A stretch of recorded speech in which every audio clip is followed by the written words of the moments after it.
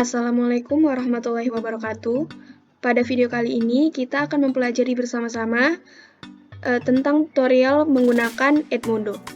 Nah, pertama, kita men-search dulu di Google dengan mengetik Edmodo. Dan tampilan awal di Google itu, kita klik yang paling atas, yang newedmodo.com. Nah, ini adalah tampilan depan dari web Edmodo. Nah, di sini ada login dan sign up. Kalau misalnya kita belum memiliki akun, kita mendaftar terlebih dahulu. Sedangkan kalau misalnya kita sudah memiliki akun, kita tinggal login saja. Nah, karena saya belum ada akunnya, saya akan mendaftar terlebih dahulu untuk masuk ke Edmodo. Nah, di sini kita akan klik sign up. Nah, di sini ada 3 pilihan. Ada untuk akun guru, akun murid, dan akun dari orang tua. Nah, di sini saya akan masuk sebagai akun guru. Kemudian kita pilih lokasi kita.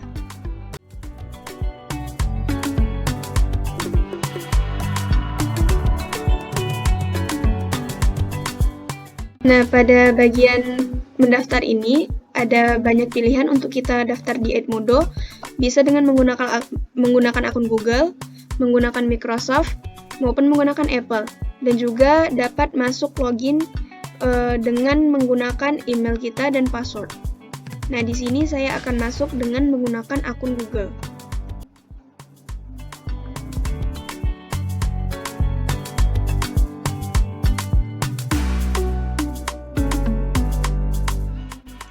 Oke, ini kita next.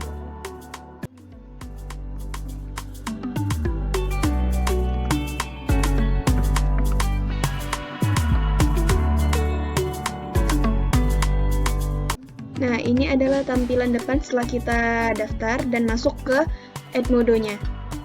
Nah, ini kita klik get started. Oke, next. Next.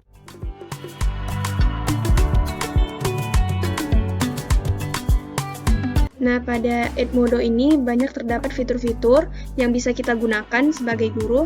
Nah, pertama sekali itu kita akan mengubah dari profil kita. Nah, di sini kita bisa meng-add sekolah kita. Nanti kita tinggal klik nama sekolah kita di sini, kemudian di submit. Kemudian ini di bawah sini, ini adalah tentang diri kita.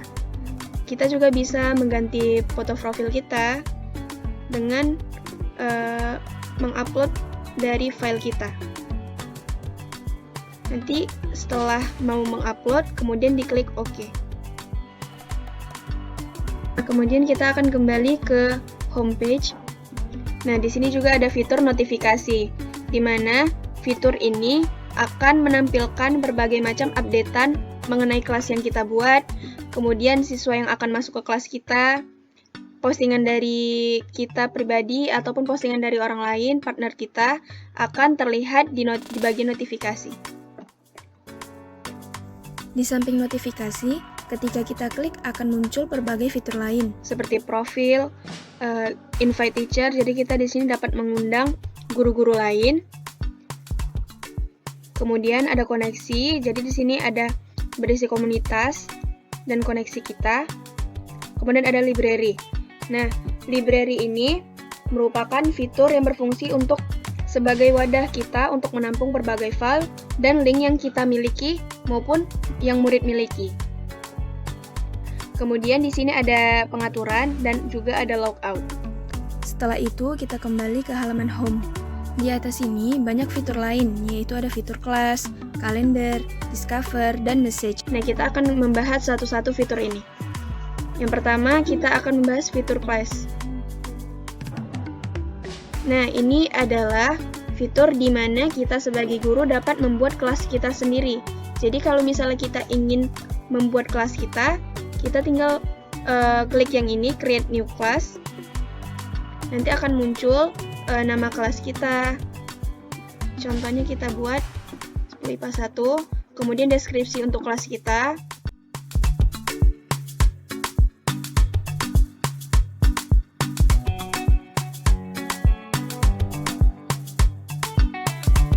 Kemudian ini select grade.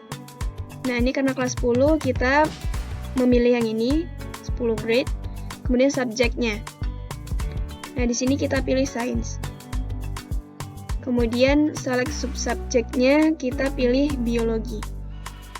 Nah, di sini kita juga dapat merubah color dari kelas kita.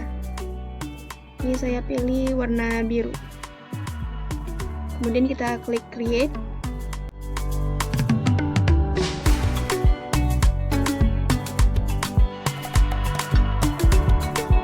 Nah, ini adalah tampilan awal ketika kita sudah membuat kelas kita sendiri. Ini adalah panduan-panduan dari Edmodo.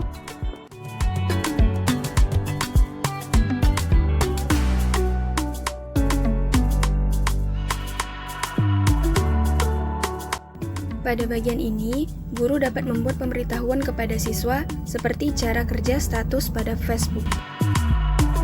Di sini saya akan mensimulasikan bagaimana caranya untuk memposting pengumuman atau tugas yang akan kita berikan kepada siswa.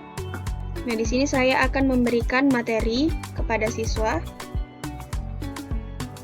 Kemudian bisa kita add file dari file komputer. Lalu kita tinggal post saja.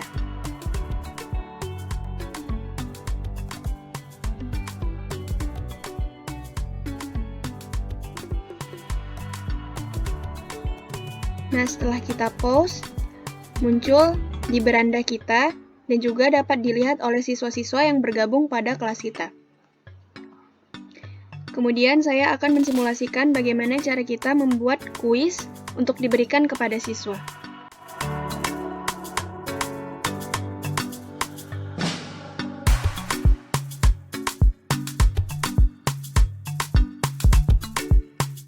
Pada bagian kuis ini, bisa kita buat judul kuis yang kita inginkan, serta deskripsi singkat mengenai kuis yang kita buat tersebut.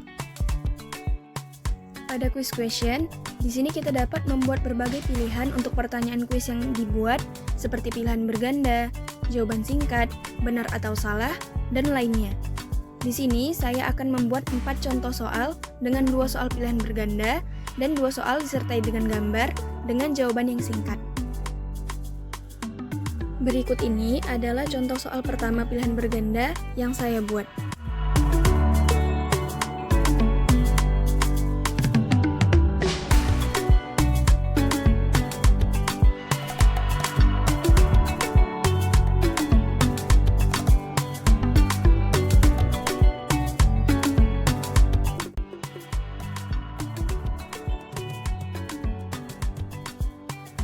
Di bagian bawah terdapat grading. Pada bagian ini, kita bisa tentukan nilai dari setiap satu soal yang telah kita buat. Nah, di sini saya buat nilai setiap satu soalnya adalah 25. Nah, soal yang kedua adalah soal pilihan berganda juga. Kita klik lagi.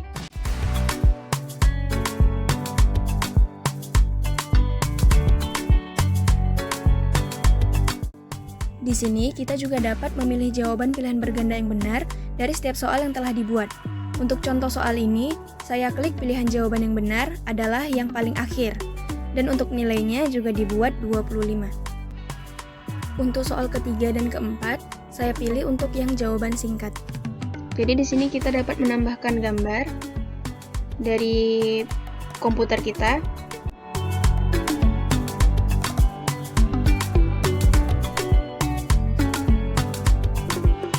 Nah, tampilannya seperti ini. Kemudian di sini di atasnya kita buat keterangan dari soalnya.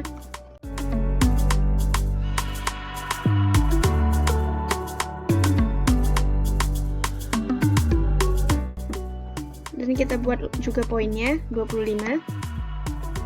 Kemudian kita add new question lagi untuk soal yang satu lagi. Kemudian soal yang keempat kita buat pilihannya yaitu ada true or false. Nah, di sini kita bisa masukkan foto kembali.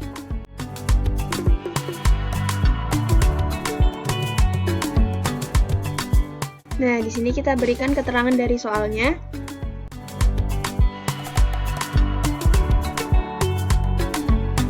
Nah, pilihannya ada dua, yaitu benar atau salah. Nah, kita klik yang benar. Kita beri poin 25. Jadi total 4 soalnya ada 100 poin. Nah, selanjutnya kita klik assign. Nah, di sini itu bisa kita atur tenggat waktu dari soal yang telah kita buat kepada siswa. Di sini tenggat waktunya besok. Nah, di sini juga bisa kita atur waktunya berapa menit untuk mengerjakan soalnya. Oke, kemudian kita klik assign.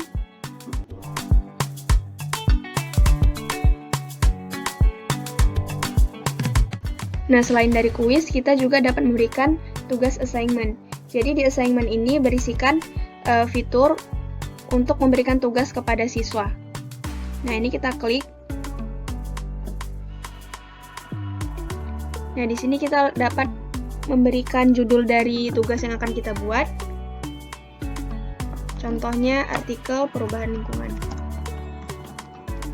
Di sini kita bisa buat instruksi dari assignment yang kita buat, yaitu contohnya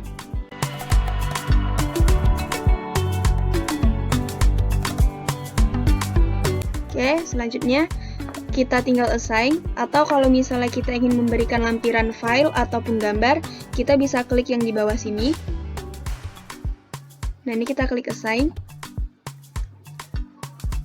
Di sini kita dapat mengatur waktu pengumpulan tugas yang kita berikan kepada siswa. Contohnya kita buat di hari Sabtu. Nah, ini jamnya juga bisa kita tentui. Oke, kemudian kita klik assign. Dan tugasnya telah terposting di beranda kita. Jadi, seluruh siswa yang bergabung di kelas kita dapat melihat postingan yang telah kita buat.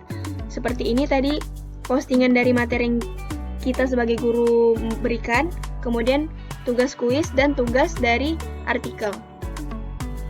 Selain fitur tugas dan kuis, di sini banyak terdapat fitur lainnya seperti ada add class image. Nah, di sini kita dapat mengubah dari image dari kelas kita. Jadi kita dapat menambahkan gambar di sini.